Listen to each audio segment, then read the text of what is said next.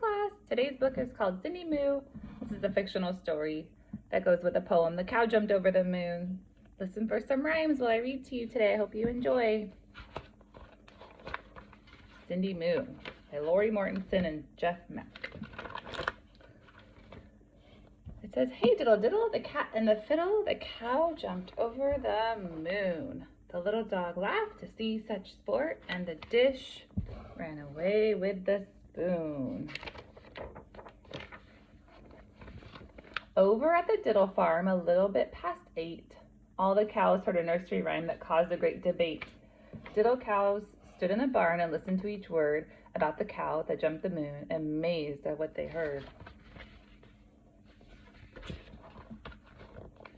"Across the moon?" cried Buttercup. "No way," said Honeybun. "That moon's too high and much too far. It simply can't be done." And as the cow scoffed at the thought, a voice rose loud and true. "Why can't a cow jump to the moon?" That voice was Cindy Moo's. The cows began to argue. Each took a different side. But in the end, they all confessed that none of them had tried. So Cindy Moo raised up a hoof and said that it was true, that if a cow could jump over the moon, by golly, I can too.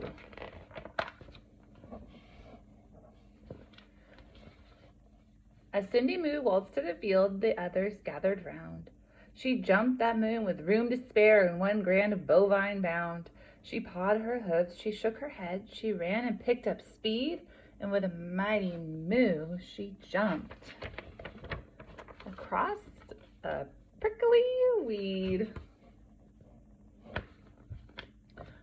"Told you so," said Honeybun. "Too bad," said Buttercup. "Cows weren't meant to jump the moon. Why don't you just give up?"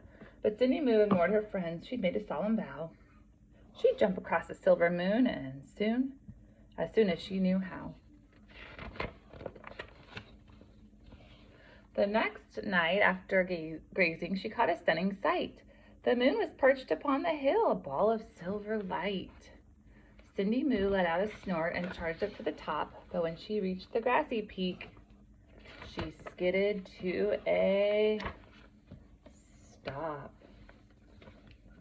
Instead of staying on the hill, much to her surprise, the moon flew off the grassy ridge back up to the star-filled skies.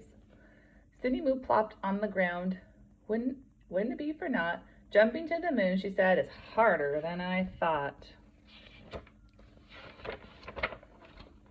Back inside the barn that night, the worst of all came true. Rain clouds swept the moon away. Now what was she to do? She couldn't jump what wasn't there. Perhaps the herd was right. The moon and cows would never mix, not then or any night. But late that night, when raindrops stopped, she peeked outside and found the moon had slipped down to the earth upon the rain-soaked ground. Cindy Moo kicked up her heels and raced with all her might, and with a happy moo, she jumped across the moon that night. Do you see what she did? That was very creative. Her friends came out and marveled much. "Miss Moo, you've done it now. A cow really can jump the moon as long as she knows how." And ever since that rainy night, the cows do not debate. Wherever rain clouds pass their way and it's growing late, they gaze upon the puddled moon and jump it 2 by 2. And guess who leads the diddle herd? Of course, it's Cindy Moo.